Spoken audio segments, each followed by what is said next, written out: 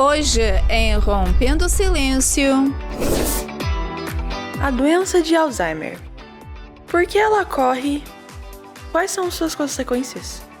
Nossos especialistas nos explicam. Já vamos começar!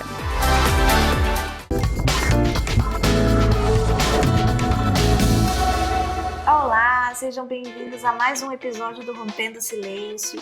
E hoje nós vamos trazer um tema muito difícil, mas muito importante de ter todas as informações, não, sobre o tema, Sandra, que é Alzheimer. É um tema bem delicado, não?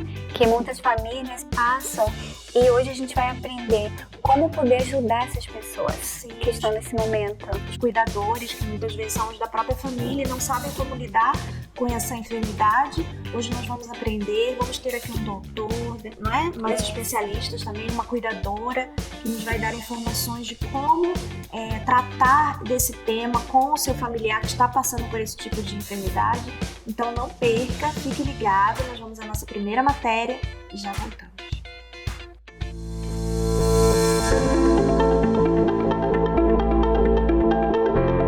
Falar de Alzheimer é falar de uma doença que não tem retorno. Ou assim dizem os médicos especialistas, que dizem que, sem uma cura científica, mais e mais pessoas serão afetadas por essa terrível doença que leva ao esquecimento literal da vida. O número de casos de Alzheimer está crescendo rapidamente em toda a população americana e pode quase triplicar até 2050, chegando a 13,8 milhões, de acordo com a Associação Alzheimer. Devido ao rápido crescimento de nossa população latina, temos mais probabilidade de sofrer dessa doença do que os brancos não hispânicos, que cada vez mais, como resultado de outras doenças, podem desenvolver o mal de Alzheimer. A idade avançada, o histórico familiar e a genética são os principais fatores de risco para o mal de Alzheimer, e nada pode mudá-los. Mas também as condições de vida que danificam o coração ou os vasos sanguíneos, tais como pressão alta, diabetes, colesterol alto e doença cardíaca, podem também contribuir para seu desenvolvimento.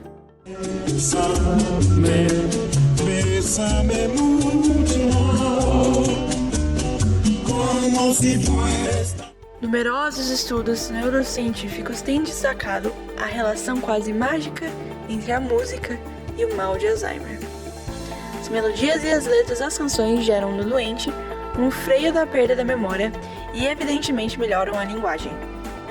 A verdade é que cada portador de demência é diferente e sua evolução é diversa, mas existem padrões comuns, como o amor pela música e o canto, onde guardam suas letras. Em relação aos sentidos, a primeira coisa que eles perdem é o olfato, e a última quase sempre a audição. E é lá que a bota das memórias é a primeira a ser aberta quando se trata de música.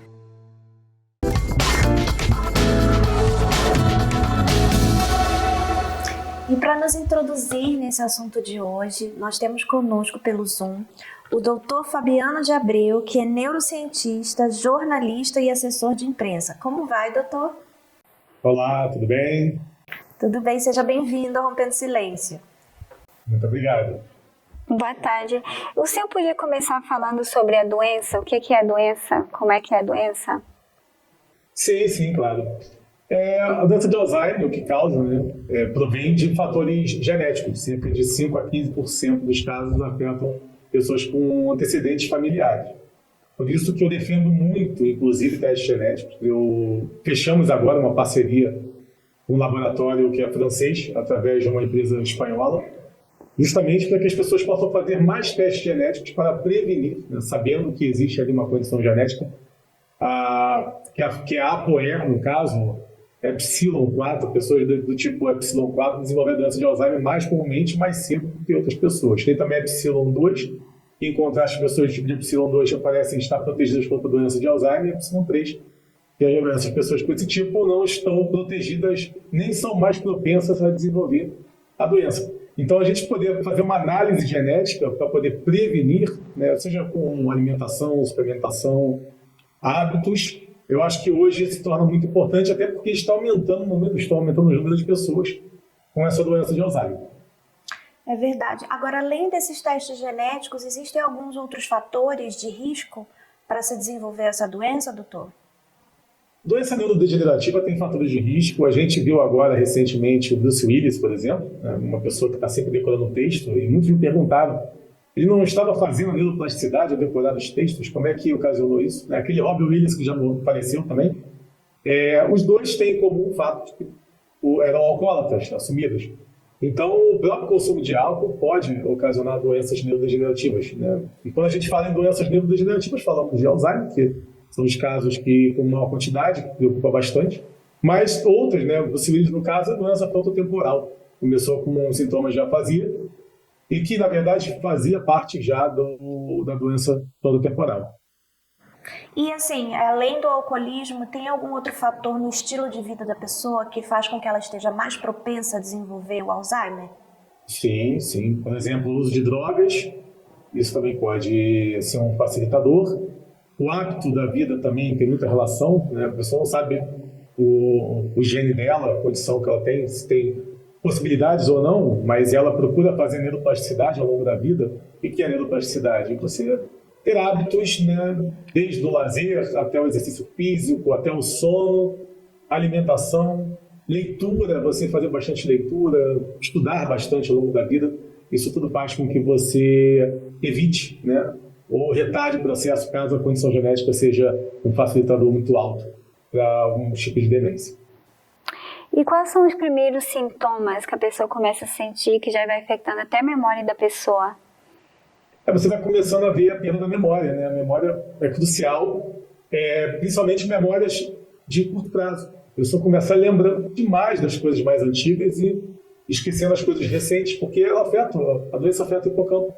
E o hipocampo é justa a região que a gente chama de filtro, né? A região que não só transforma a memória de curto prazo em memória de longo prazo, mas como também recupera as memórias consolidadas.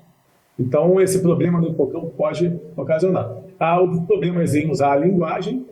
Você vai notar também a mudança na personalidade. A mudança na personalidade é uma coisa que o familiar vai perceber bastante. Mas também tem que tomar cuidado, porque às vezes a mudança da personalidade tem relação com a própria idade. E pode não ser uma doença de Alzheimer, e sim uma neurodegeneração senil, que tem relação com a própria idade em si. A desorientação, porque tem relação com a inteligência espacial. A gente está falando de morte neuronal, a gente está falando da produção afetada de neurotransmissores. Alzheimer tem relação com a acetilcolina, por exemplo, um dos principais neurotransmissores para fazer a nossa maquinaria cerebral funcionar. Problemas em fazer aquelas diárias habituais, aquelas coisas que você sabe que a pessoa está acostumada a fazer e ela já não consegue fazer da mesma maneira. E comportamento inapropriado.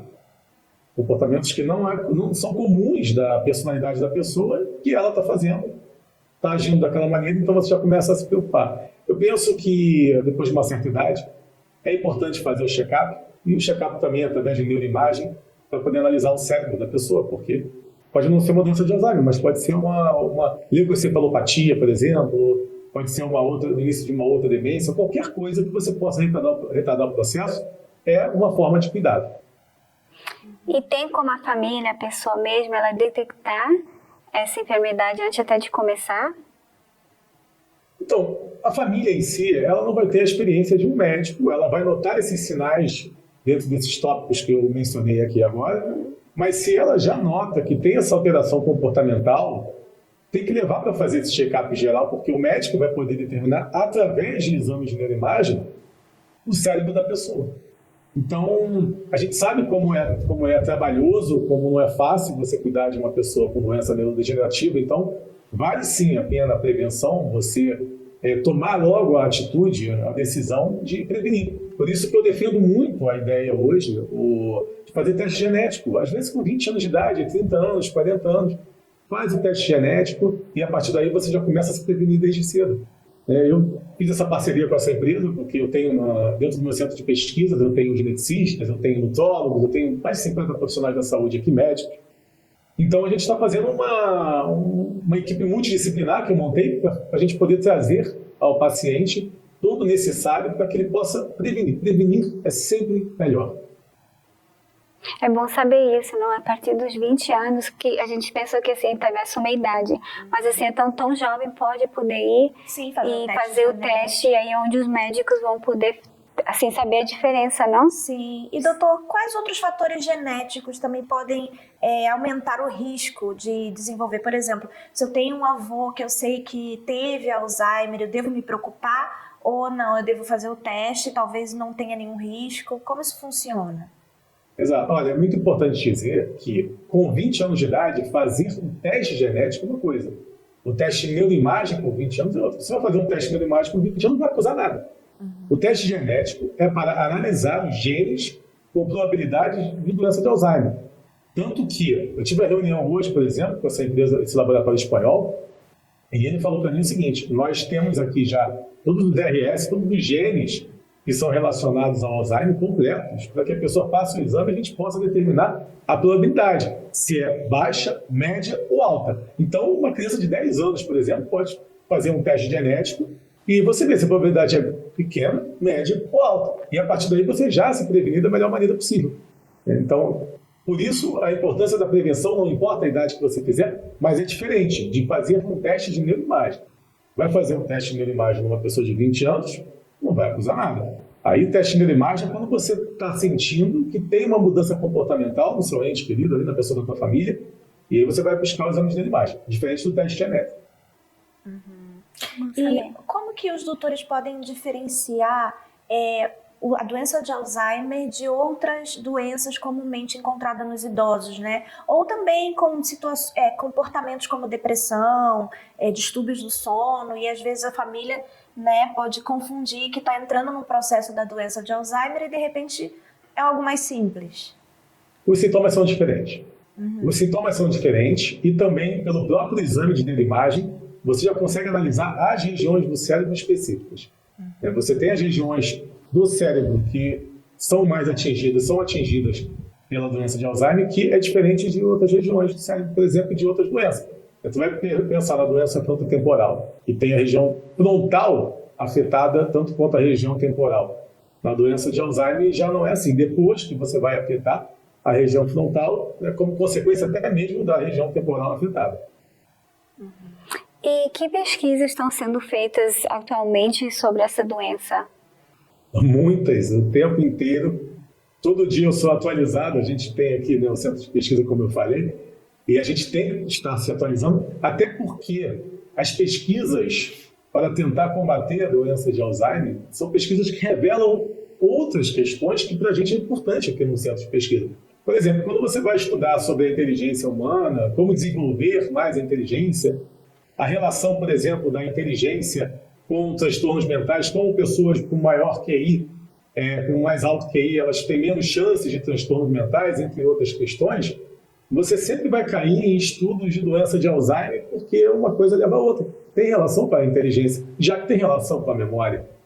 Então, você estudar a doença de Alzheimer é você estudar a neurociência, você estudar comportamento, é você conseguir desvendar muita coisa. Né? O objetivo é tentar combater a doença de Alzheimer. Mas, através disso, você pode descobrir diversas outras coisas também, assim como outras doenças neurodegenerativas. Não podemos esquecer que no Brasil, no mundo todo, está aumentando o número de casos, mas no Brasil até 2050, se não me engano, eu acho que vai aumentar 50% o número de casos de pessoas com doenças neurodegenerativas.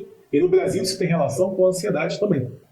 É o país mais ansioso do mundo, dados da OMS, Organização Mundial da Saúde. E a ansiedade, ela tem como consequência também problemas como doenças neurodegenerativas.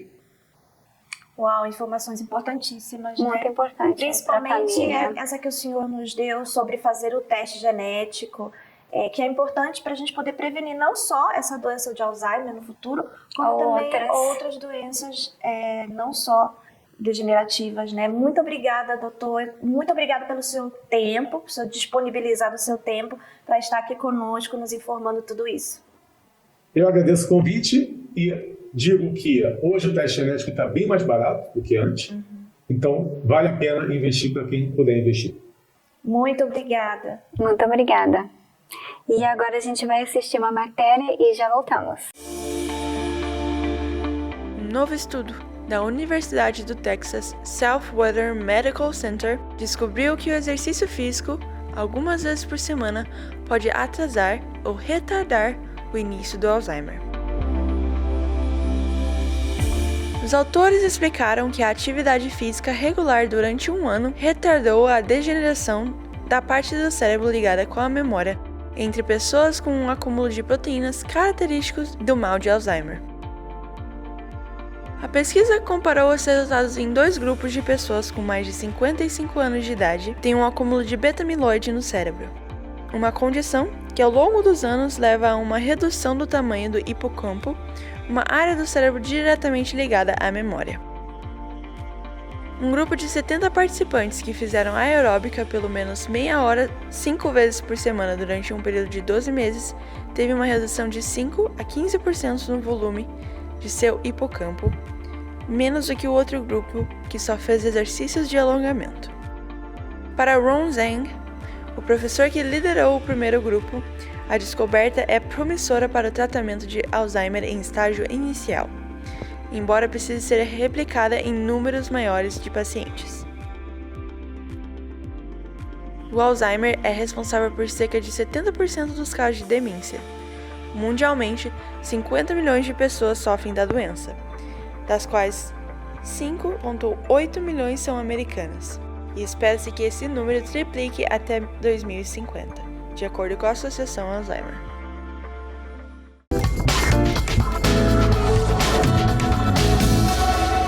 Já estamos de volta e para dar continuidade a esse tema, temos conosco a Juliana Benevides, que é pesquisadora e professora de gerontologia. Seja bem-vinda, Juliana. Obrigada, gratidão pelo convite. Bem-vinda. E a nossa pergunta de hoje seria se tem alguma idade para essa enfermidade. Sim, na maioria dos casos as pessoas vão manifestar a doença após os 65 anos.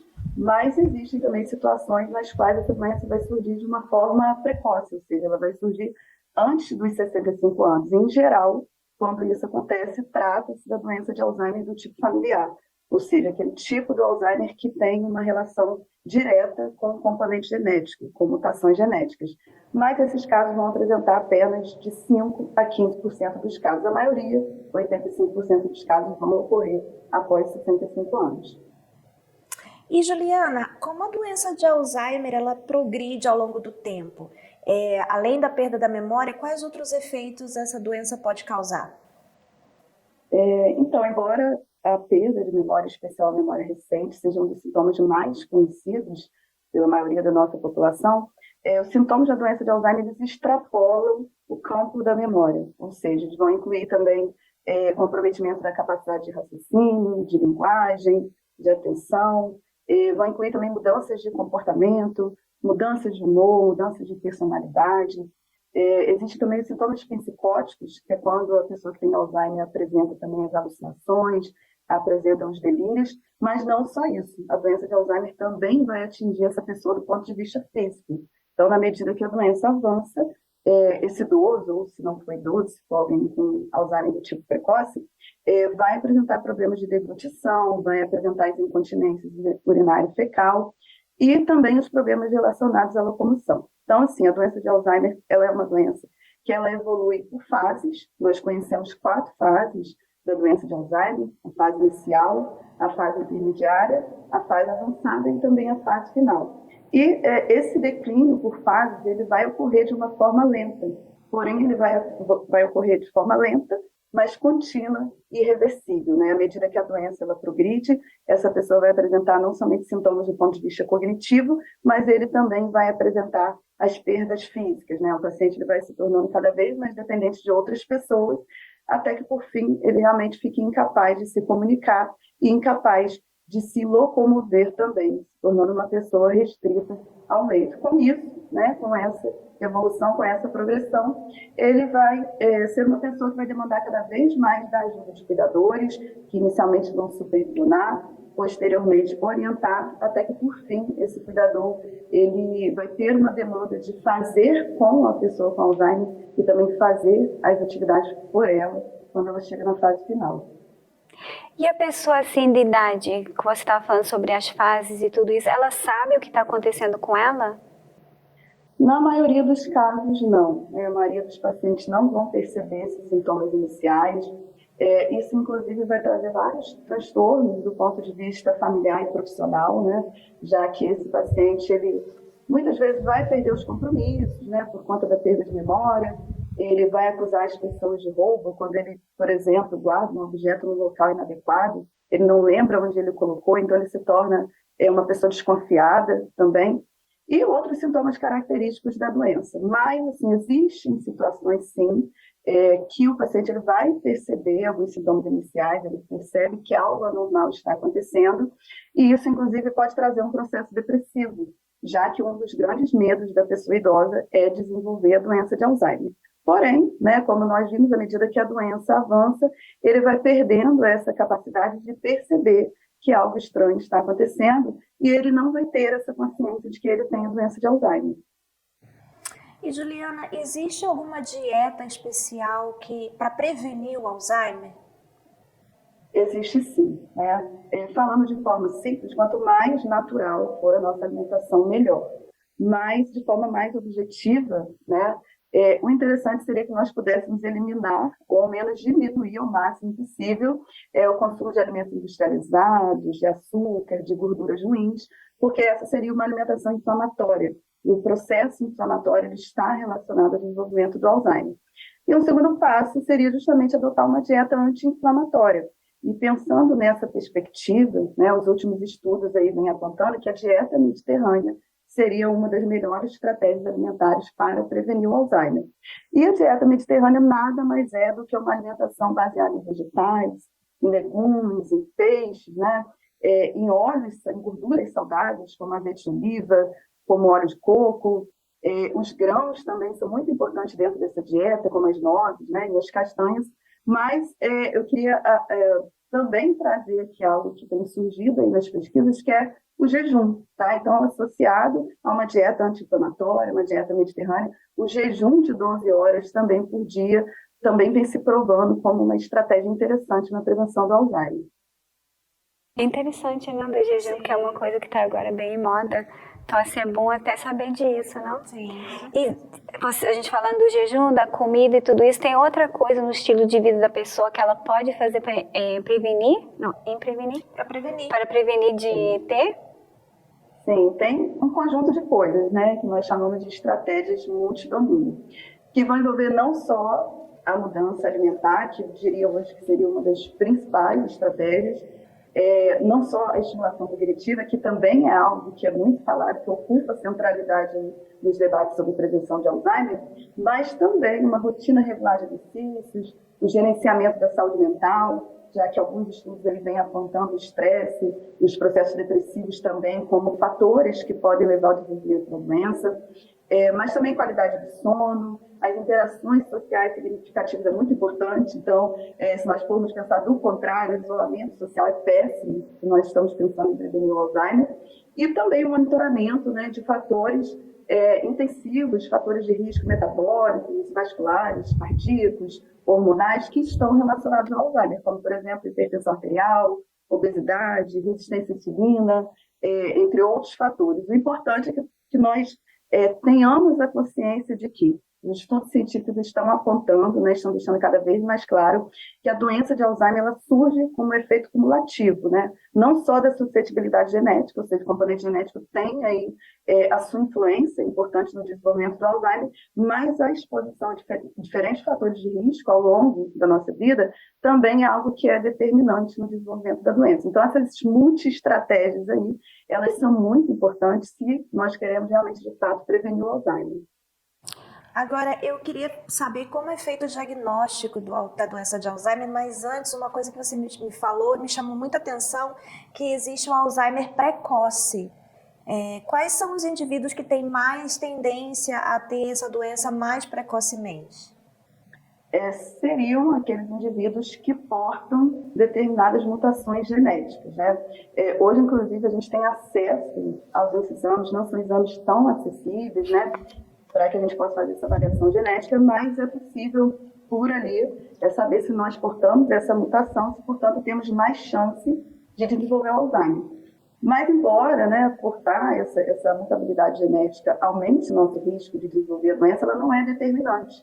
Hoje nós sabemos que os fatores relacionados ao estilo de vida são até mais fortes, né, e podem nos ajudar, de certa forma, a frear, a fazer com que esses genes eles não se expressem e assim a gente consiga prevenir o Alzheimer, ainda que a gente porte essa mutabilidade. E Juliane, como é feito esse diagnóstico da doença de Alzheimer, né? Eu tenho uma pessoa de idade em casa e ela vai começar a dar sinais para que eu possa levar então para fazer um exame mais apurado. Como é feito esse diagnóstico? Esse diagnóstico ele é um processo complexo. Por quê? Porque hoje nós não temos um exame que ele nos indique com precisão se alguém realmente sofre com a doença de Alzheimer. Então, o diagnóstico ele é predominantemente clínico, né? O profissional médico ele vai avaliar a história do paciente, quais sintomas surgiram, quando surgiram, quais sintomas surgiram primeiro, para realmente entender se ali se trata de uma provável, né, doença de Alzheimer. Mas isso vai demandar muita experiência do profissional médico, vai demandar a colaboração dos familiares e dos amigos, já que são as pessoas que vão estar percebendo ali essas mudanças, que muitas vezes quem já está sofrendo com a doença não vai perceber. Então, assim, é uma avaliação complexa e que a gente vai ter que avaliar essa história desses sintomas, mas também analisar se os sintomas que estão se expressando não estão ocorrendo por conta de outras doenças, tá? Então, a avaliação vai portar uma avaliação clínica, uma revisão também das medicações que esse idoso está ingerindo, já que muitas medicações também podem trazer alguns sintomas característicos de demência. Vão ser avaliados também exames físicos, né? Vão ser feitos exames laboratoriais, exames de imagem, testes neuropsicológicos também para avaliar a condição cognitiva dessa pessoa idosa, e em alguns casos ainda avaliação psiquiátrica, porque pacientes que apresentam, por exemplo, depressão, eles podem ter sintomas característicos de demência, a gente pode imaginar que se trata de Alzheimer, quando na verdade é uma depressão, e também em alguns casos punção lombar, né, quando na verdade se suspeita de que na verdade não seja Alzheimer, de que pode ser uma infecção do sistema nervoso central. Então é um processo longo, diagnóstico de Alzheimer, né, essa avaliação não é feita em um dia, demanda um tempo aí, uma experiência e, como eu falei, a colaboração dos familiares. E existe alguma cura para essa doença? Olha, até o momento não temos, mas embora nós não tenhamos a cura hoje para a doença, a ciência vem avançando bastante, então nós estamos caminhando, né, para uma possível associação entre a utilização de medicações e as estratégias de multidomínio que eu citei aqui, e que provavelmente serão viabilizadas por meio de uma medicina de precisão, né? Nós entendemos que existem fatores, né, inflamatórios, infecciosos, hormonais, entre outros, envolvidos tanto no desenvolvimento quanto na progressão dessa doença. Então, estamos caminhando para essa associação de estratégias com o componente medicamentoso também. Mas eu queria reforçar aqui que, embora a gente não tenha hoje a cura para a doença de Alzheimer, nós temos muitas coisas que nós podemos fazer, tanto para quem tem a doença, quanto para os seus cuidadores, né? Então, existem estratégias que a gente pode utilizar para identificar essa progressão da doença, mantendo a qualidade de vida de quem tem Alzheimer e também para diminuir o estresse do cuidador e manter a qualidade de vida dessa pessoa, que em geral é esquecida, né, quando nós falamos aí de Alzheimer. Então, algumas dessas estratégias são a gente estudar, né, principalmente o cuidador estudar sobre a doença, entender os sintomas, entender a evolução, entender o que ele precisa, que vai acontecer futuramente, conforme as fases evoluem, buscar apoio multiprofissional, porque a doença de Alzheimer é uma doença que precisa ser manejada com um trabalho multidisciplinar, né, que envolve médico, fisioterapeuta, psicólogo, entre outros, aprender técnicas de manejamento de comportamento, de comunicação com quem tem Alzheimer, porque o estresse do cuidador, e muitas vezes, né, o comportamento de quem tem Alzheimer ele se torna muito mais agressivo, muito mais hostil, quando nós não sabemos lidar com ele, com as alterações que ocorrem com ele do ponto de vista cognitivo, e também aprender a adotar estratégias, né, de organização de rotina, adaptar o nosso ambiente para que ele realmente seja amigável a uma pessoa que tem Alzheimer, e as estratégias de estilo de vida que eu citei também, que são importantes não só para prevenir, reforço mais uma vez, mas também para identificar a doença. Então, não é porque essa pessoa tem Alzheimer que, a partir de hoje, eu não me preocupo com a alimentação, eu não impulsiono, né, para que ele faça exercícios físicos, não. Eu preciso continuar, né, trabalhando todas essas estratégias para que a doença realmente ela evolua de uma forma mais lenta. Excelentes conselhos, a gente gostaria muito de agradecer a sua participação. Eu tenho certeza que abriu os olhos, né, das pessoas que de repente tinham um idoso em casa e vem vendo esses sinais e não sabe por onde começar. Então eu tenho certeza que foi de grande ajuda e a gente gostaria de pedir suas considerações finais. Eu gostaria de agradecer o programa. Para mim é sempre uma alegria participar de espaço onde a gente pode falar sobre essa doença. Afinal de contas, nós temos um número muito grande de pessoas, né, com Alzheimer no Brasil, aproximadamente 2 milhões de pessoas, e infelizmente o conhecimento acerca da doença ele ainda é muito limitado. Então eu parabenizo o programa por trazer esse tema para o debate e agradeço também o convite. Para mim foi um momento muito especial. Muito obrigada. Muito obrigada. E agora a gente vai numa matéria e já voltamos. O aumento da expectativa de vida multiplicou o número de casos diagnosticados do mal de Alzheimer nas últimas décadas. Segundo a Organização Mundial da Saúde, o número de pessoas com essa doença continuará a aumentar nos próximos anos devido ao envelhecimento da população. É uma doença cujas causas são fundamentalmente o produto da interação de mecanismos determinados geneticamente com fatores evolutivos específicos do indivíduo, uma consequência de sua interação com o meio ambiente. Há uma série de hábitos que ajudam a minimizar o risco de sofrer com ela, ou pelo menos retardar seu aparecimento. Os especialistas recomendam exercício físico moderado pelo menos 3 vezes por semana. Uma dieta equilibrada e saudável é essencial para minimizar o risco de sofrer da doença. Vários estudos colocam ênfase especial na necessidade de seguir uma dieta rica em ácidos graxos, ômega 3 e vitaminas. Além de ter uma boa rotina de exercícios físicos, precisamos mantê-la com nosso cérebro. Isso ajudará a prevenir ou pelo menos a retardar o início da doença de Alzheimer. Ler, aprender uma língua, fazer palavras cruzadas ou sudokus, fazer cálculos matemáticos. Qualquer coisa que faça nossa mente trabalhar com mais afinco é positiva. O tabaco é a origem ou o potenciador de tantas doenças que devem ser erradicadas em nossas vidas.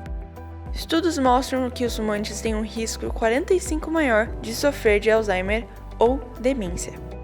Estudos científicos têm mostrado que pessoas que sofrem uma lesão grave na cabeça têm um risco maior de desenvolver o mal de Alzheimer quando chegam aos 60 ou 70 anos. Mesmo se o golpe ocorreu quando eles eram jovens e se recuperaram perfeitamente do trauma. Portanto, é importante proteger nossa cabeça para evitar acidentes vasculares cerebrais.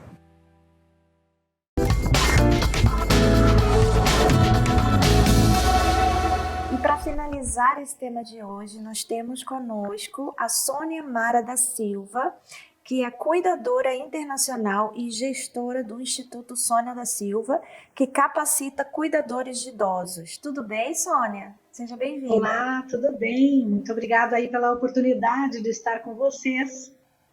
A gente que agradece. Sônia, quais são alguns tratamentos atuais para a doença do Alzheimer? Bom, depois de ter ouvido a doutora Juliana aí, né, a doutoranda, eu me sinto até muito exaltada por estar aqui nesse programa. Então, para falar sobre o tratamento atual para a doença do Alzheimer, é um pouco relativo, porque ainda não existe, né, cura para essa doença, mas o tratamento atualmente é feito mais porque, na parte de terapias alternativas, né, através de um diagnóstico precoce, é possível fazer terapias alternativas.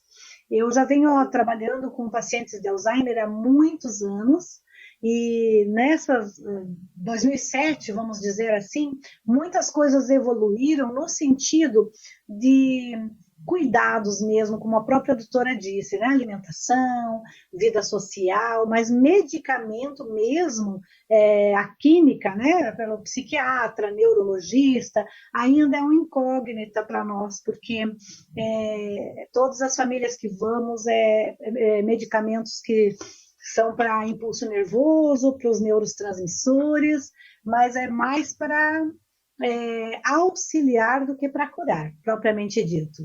Então, eu lembro muito bem que nós usávamos, na época que eu comecei como cuidadora, o Exelon PET, Era um adesivo que se colocava, né, na pele, e ele ajudava, a função dele era aumentar a concentração do acetilcolina no cérebro que fica mais diminuído por conta da doença. Então, ele fica responsável pelos neurotransmissores, criar mais força para que a pessoa consiga ter uma rotina normal e a resposta normal. Hoje, claro, tem também a donazepila, rivastigmina, memantina, que tem as mesmas funções, mas, como eu falei, ainda é para retardar um pouco mais o agravamento dessa doença.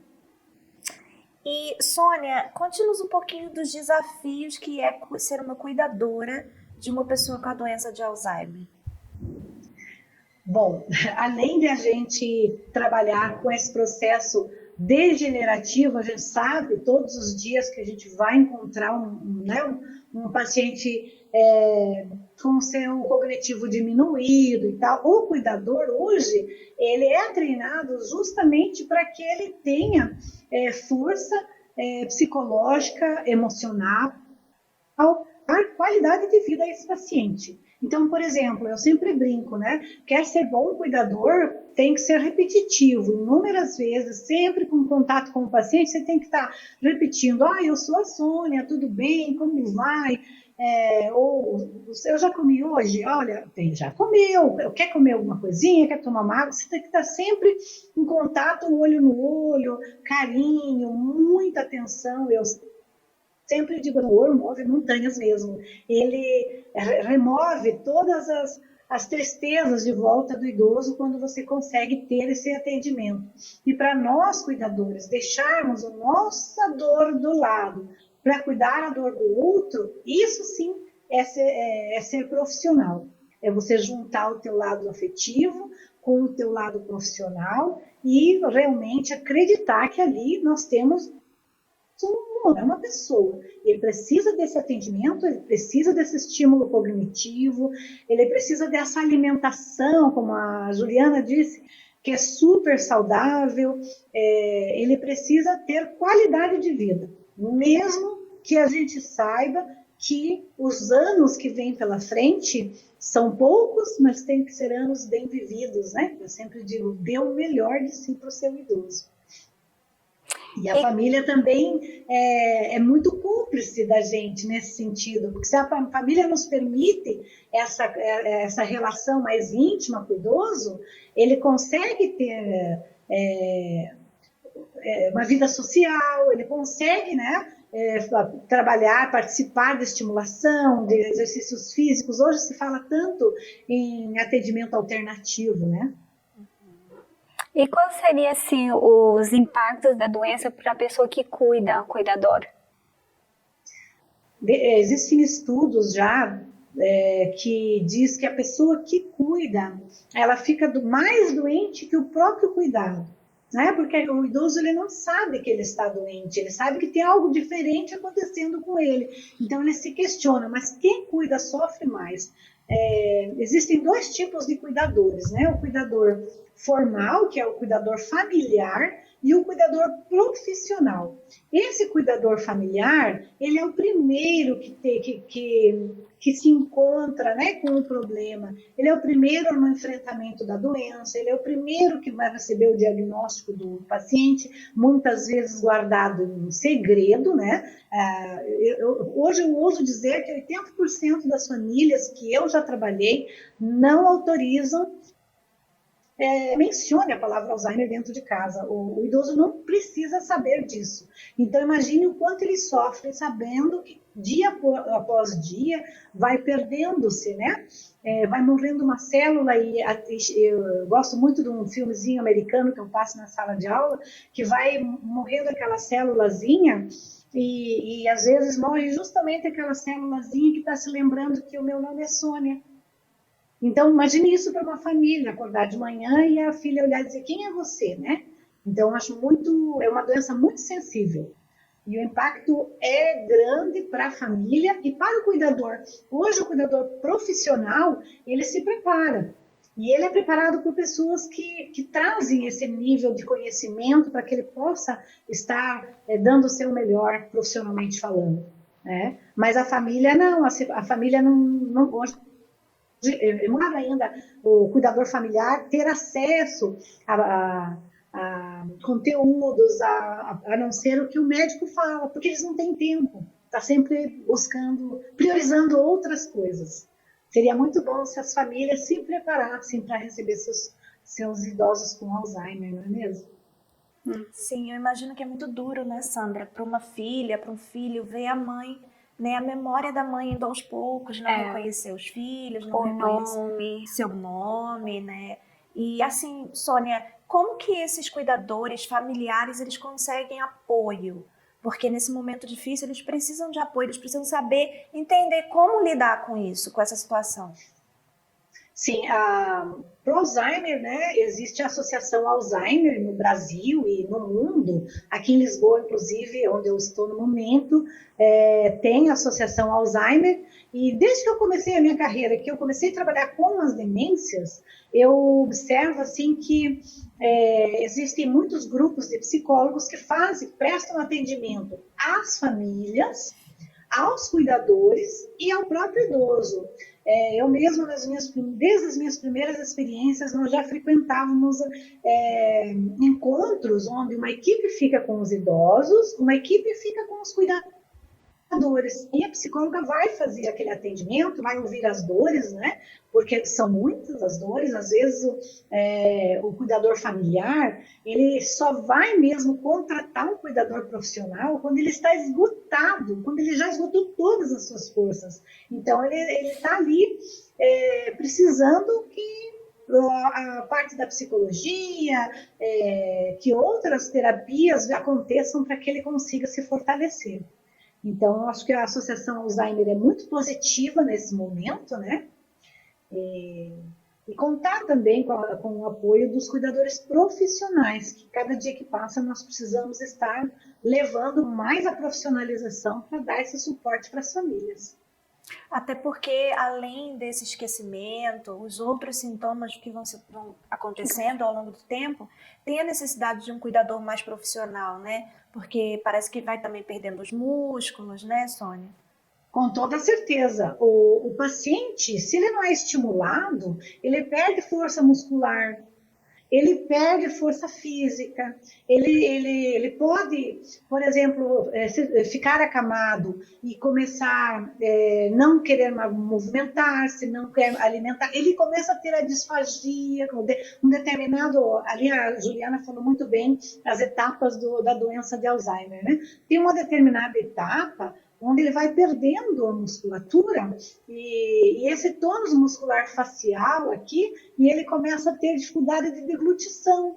E se o cuidador profissional não está preparado, e às vezes a família não entende que a baba não é só a baba que ele está tendo dificuldade de alimentação, ele vai fazer uma broncoaspiração, e ali ele vai ter uma pneumonia, ele vai ficar hospitalizado, ele pode ficar acamado. Então, o cuidador profissional ele é de extrema importância justamente para poder orientar a família a dar o melhor para o paciente, né? Principalmente depois que ele vai acamado, as úlceras por pressão, as mudanças de decúbito são necessárias para evitar a úlcera por pressão, e a medicação, a ingesta de líquido, né? Que é uma das principais funções do cuidador hoje, é manter a hidratação e a alimentação da pessoa idosa. A higiene, eles esquecem que precisa escovar o dentinho, e se não escova, daqui a pouco já tem mais um problema ali, né? Com o excesso de medicação, eles têm dificuldade do paladar, é o olfato que pode causar um incêndio,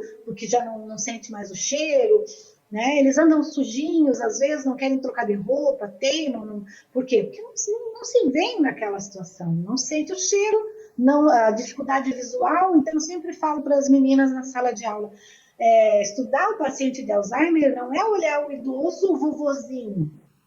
Não podemos infantilizar o idoso, a pessoa, o ser humano. Nós temos doutores, eu tenho aqui mesmo na cidade do Porto uma psiquiatra que eu cuido que tem Alzheimer, né? Nós temos médicos, especialistas, advogados, então essas pessoas são senhores, são cidadãos, e elas merecem o respeito e merecem o nosso profissionalismo para a gente manter a dignidade dessa pessoa até o final da sua vida, mesmo que ele não saiba o que está acontecendo. Sônia, a gente gostaria de agradecer muito a sua participação no programa de hoje. Eu tenho certeza que as suas dicas ajudaram muito essas famílias que estão passando por esse problema, né, Sandra? Até as pessoas que ajudam, não? Sim, os cuidadores, os tipos de cuidado que se deve ter. Muito obrigada pela sua participação. Eu que agradeço essa oportunidade e espero que tenha contribuído aí um pouquinho para as famílias, né? E dizer que o cuidador profissional hoje ele é muito importante mesmo para a pessoa idosa. Obrigada, boa tarde para vocês todas. Muito obrigada. Obrigada, boa tarde. Obrigada, boa tarde. E agora a gente vai para o nosso testemunho e já voltamos.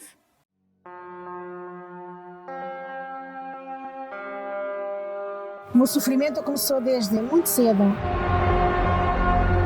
Cheguei a tentar o suicídio 2 vezes. Eu não encontrava uma solução para a minha vida, até que encontrei o Deus dos Milagres. Somos 10 irmãos e eu desde muito cedo, após ter feito a primária, os meus pais me mandaram para Lisboa, eu sou do Norte. Eu tinha que trabalhar e mandar todo o dinheiro para o sustento, para a minha mãe sustentar os meus irmãos. Quando vim para Lisboa, eu não tinha família, só estava com uma irmã, mas raramente eu estava com ela, era só os amigos de vez em quando. Então daí a minha revolta. Eu, sempre triste, tentei o suicídio aos 14 anos, escondi-me debaixo de uma cama e coloquei um elástico muito apertado ao pescoço. Eu queria mesmo morrer. Mas na hora que eu apertei o elástico com muita força, o telefone tocou. Eu creio que foi Deus que usou alguém para eu não continuar com aquele ato. Já tinha os olhos cheios de sangue, mal podia respirar. Essa foi uma das tentativas na adolescência. Já depois adulta, conheci, portanto, depois o meu marido. E eu era uma pessoa muito triste, muito vazia e que chorava muito. Um dia caí no passeio e torci a medula e paralisei. Não conseguia andar, eu tinha 2 filhos para criar, não conseguia andar, tinha muitas dores, acabei por ser operada à coluna, a primeira cirurgia. Mais tarde coloquei uma prótese no joelho, passado um tempo, uns 9, 10 meses, fui novamente operada a anca, outra prótese na anca. O casamento foi também muito problemático, porque foi um casamento que não foi desejado pela minha sogra, em que eu fui vítima de bruxaria. Não tinha a minha casa própria, vivia na casa da minha sogra e surgiram muitos problemas, não é? O meu marido era aquele viciado tanto no café, no álcool, vinha para casa tarde, era como se nada fosse. E eu tinha que assumir, portanto, desde criar os filhos, trabalhar fora, não é? À noite fazer tudo e não tinha ninguém que me desse apoio. Foi muito complicado. Volta novamente a revolta, porque o meu pai nunca me bateu e com o meu marido muitas vezes eu tinha muito maus tratos, até físicos e psicológicos. Via vultos, ouvia vozes, os meus filhos estavam na escola e eu ouvia a voz deles chamarem. Então o meu marido às vezes dizia que eu estava doida, mas eu sabia que não estava doida, eu sabia que tinha ouvido aquilo. Então fui levando as coisas às costas, como se costuma dizer, não é? Mas sempre com aquela tristeza, sempre com aquele vazio da alma, que não preenchia nem com nada.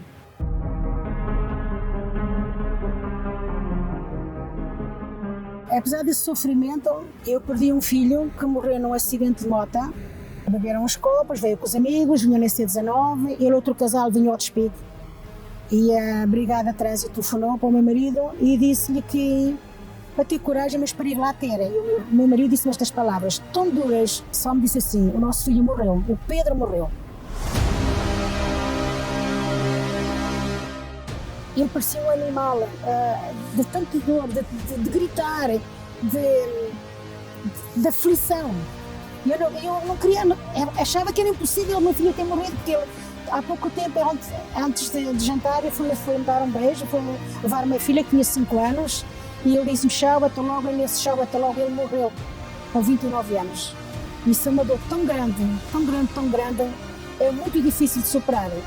E a maneira, nós andamos até em psicólogos, para nos ajudar a entender o sofrimento, mas ninguém, não há, porque a dor é grande, é nossa, não é? É um pedaço de nós próprios, mas foi sofrimento durante uns 2 anos para me conseguir levantar. Quando cheguei na Igreja Universal, eu venci todos esses problemas, as depressões, os desgostos, as doenças, a força que nos transmitem, que nos ensinam a superar, porque a vida é cheia de lutas, mas Deus dá-nos força para superar e para lutar. E venci esses problemas todos, graças a Deus. E eu, além dessas lutas todas, apanhei também um cancro. Sentia um cansaço extremo, muito cansaço. Mas como eu fazia mamografia todos os anos, fazia exames, não aparecia nada, mas eu não estava descansada. E o meu médico de família dizia assim, não, os exames estão bons. E disse, mando para a oncologia, porque eu não estou tranquila com esta situação. E então ele mandou, e quando fizeram os exames, realmente eu já tinha um nódulo, já estava com cancro. A palavra cancro assusta muita gente. Fui sozinha ao hospital, e nesses exames eles mandaram-me logo fazer a quimioterapia. Primeiro tinha que baixar o tumor e depois ser operada. Existe uma maldição na minha família que vem de geração em geração, porque são 5 pessoas na minha família que morreram todas de cancro, e eu apanhei também. Elas morreram, mas eu, graças a Deus, para glorificar o nome do Senhor Jesus, estou cá. Todas as bênçãos que o Senhor me deu, a maior delas é o Espírito Santo. Porque é o Espírito Santo que me dá paz, que eu não tinha paz, que me dá alegria, que me dá forças todos os dias para me levantar, para trabalhar, para caminhar, para andar. O Espírito Santo é a minha, como é que é dizer, é a minha maior razão de ser. Este Deus é o Deus dos milagres. É o Deus que me abençoou, que abençoou a minha vida, que fez milagres na minha vida, que mudou todo o meu ser, o meu caráter, a minha maneira de pensar, de ser. É um Deus glorioso. Se eu tivesse encontrado este Deus há muitos anos, eu não tinha sofrido tanto. Hoje sou uma mulher feliz, sim. Venci todas estas lutas, sou uma mulher realizada, tenho vontade de viver, não tenho vontade mais de me suicidar, porque Deus me tem abençoado abundantemente.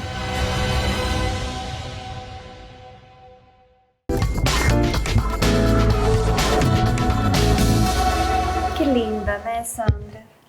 Uma vida de sofrimento, ela veio de uma vida de puro sofrimento, né? Desde novinha, depois ela pensou que fosse encontrar a solução dos problemas dela casando, e mais sofrimentos, mais problemas. Mas quando ela encontrou esse Deus que transforma, esse Deus dos impossíveis, a vida dela mudou completamente. A gente vê a alegria nela, né? A gente vê a mão de Deus, não? Como o programa de hoje, ele é um tema assim bem difícil, que ele afeta toda a família. Afeta filho, mãe, pai, dependendo da pessoa que está passando por essa doença. Mas uma coisa que ela falou, Deus dá força para a pessoa vencer, Deus dá sabedoria para a gente poder cuidar do nosso ser querido nesse momento difícil, que é uma coisa que a gente vê que a família, como os doutores estavam falando, explicando, às vezes elas não sabem como ajudar, como tratar, que chega de repente, não é uma coisa, como o doutor falou, tem exames para poder ver se é genética, mas também não tem exame para falar assim, você vai ter essa doença. Então aí vem a mão de Deus para poder, naquele momento difícil, a pessoa ver que Deus está ali para poder cuidar dessa família. E essa família, essa pessoa, ela pode pensar assim, Deus não está aqui, Deus não está nessa situação, porque ela só está vendo escuridão na frente dela. Então eu gostaria de ler com vocês um salmo de Davi. O Salmo 23, no versículo 4, diz assim: ainda que eu andasse pelo vale da sombra da morte, não temeria mal algum, porque tu estás comigo, e a tua vara e o teu cajado me consolam. Esse salmo, Davi, ele começa dizendo que o Senhor é o meu pastor e nada me faltará. Então é por isso que ele tinha essa confiança, porque ele tinha Deus como seu pastor. como seu Deus. Então eu te falo, você, minha amiga, meu amigo que nos está assistindo agora, né, Sandra? E que está enfrentando esse problema, não só esse problema na família, com um familiar, com um idoso, mas outros tipos de problema, outras enfermidades, separação, angústias, problemas financeiros, e você olha para um lado e você olha para o outro e você não vê saída. Agarre-se nesse Deus e faça dele o seu pastor, porque então você pode passar pelo que seja, você sabe que você vai ter a vitória e você vai passar por esse problema, você vai passar por essa situação e Deus vai estar aí com você, te dando forças, te dando apoio, te fortalecendo, né, Sandra? E essas forças, elas vêm através da oração, de você falar. A oração, ela é você falar para o Pai o que você precisa, o que você está sentindo. Uma oração sincera, não tem que saber tanta palavra, não é uma coisa complicada. Às vezes as pessoas falam, mas eu não sei nem orar, nem por mim, nem para minha família. Mas é uma conversação íntima, não, que a pessoa tem com Deus. E derrame o seu coração para Deus, derrame aquilo que está dentro de você. É isso. Essa sinceridade que vai fazer com que Deus te responda. Então nós queremos te convidar, né, Sandra? Nesse momento, para o momento da oração. Então a gente pede para poder fechar os olhos e orar com a gente. Vamos orar. Quando oramos, os céus se abrem. Deus, do seu trono de glória, ouve o nosso clamor e se apressa em responder à nossa súplica. Creia no seu coração e junte-se a nós. Vamos orar. Vamos falar com Deus. Senhor, meu Deus e meu Pai, meu Deus, nós entramos na tua presença nesse momento, meu Deus. Por favor, dessas pessoas, meu Deus, que nos assistem agora. Meu Deus, muitas dessas pessoas estão passando por problemas, meu Pai. Só o Senhor e elas sabem, meu Deus. Muitas filhas que têm enfrentado, meu Deus, essa doença nas suas mães, nos seus pais, na sua família, que têm visto, meu Deus, os seus familiares, a memória deles irem aos poucos se diluindo, se desfazendo. Elas já não reconhecem esse pai, elas já não reconhecem essa mãe, porque, meu Deus, ela tem se degenerado, meu Pai, através dessa doença. Meu Deus, pessoas que têm enfrentado lutas, meu Pai, que talvez não seja essa doença, mas que seja um outro tipo de luta, meu Pai, e que olha, meu Deus, para um lado, olha para o outro e não vê saída, não tem encontrado esperanças em lugar nenhum, meu Deus. Que o Senhor venha de encontro a essa pessoa agora, meu Deus, e toca nelas, meu Pai. Coloca nelas, meu Deus, a certeza de que o Senhor a está ouvindo agora, que o Senhor está ouvindo essa súplica, esse clamor que ela está fazendo nesse momento. Meu Deus, e alcança ela, meu Deus, para fazer o que só o Senhor pode fazer. Dá essa paz que só o Senhor pode dar, meu Pai. Em nome do Senhor Jesus, meu Deus, que o Senhor venha realizar o maior dos milagres em cada uma dessas pessoas que oram conosco nesse momento. Meu Deus, eu as entrego em Tuas mãos, meu Pai. Eu as entrego em Tuas mãos com a certeza de que o Senhor tocou, de que o Senhor fez, de que o Senhor fez muito mais do que aquilo que nós estamos pedindo, meu Pai. O Senhor transformou e o Senhor fará ainda mais, em nome do Pai, do Filho e do Espírito Santo. Amém.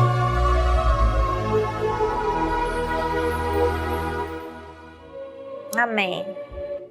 E como toda semana que a gente convida cada um de vocês para vir aqui buscar essa força, não só ficar com essa oração que a gente faz semana a semana, mas você vir buscar essa força. Talvez nesse momento você está passando esse problema, você ou alguém da sua família, de enfermidade. A gente tem aqui a corrente de terça-feira onde a gente ora pelos enfermos. Talvez é você, seu familiar. Se não for você, traz a foto, uma peça de roupa do seu familiar para o pastor poder estar orando. Aí você vai ver agora a informação do nosso WhatsApp, a direção aqui, que é o 2420 Dufferin Street. Como sempre a gente fala, a gente tem os 3 idiomas, tem o português, o espanhol e o inglês, e vocês são os nossos convidados especiais. Estamos aqui para poder ajudar vocês em qualquer coisa que for necessária. Sim, faça desse Deus o seu pastor, e Ele vai te conduzir por toda e qualquer situação que você esteja passando. Tá bem? Deus abençoe e acompanhe-nos nos próximos episódios. E não esquece, a nossa novela Gênesis já começou. Talvez você perdeu o primeiro capítulo, mas aí já está no ar, nos 3 idiomas, português, inglês e espanhol. Estamos aí com a novela Gênesis. Não perca. Deus abençoe. Tchau.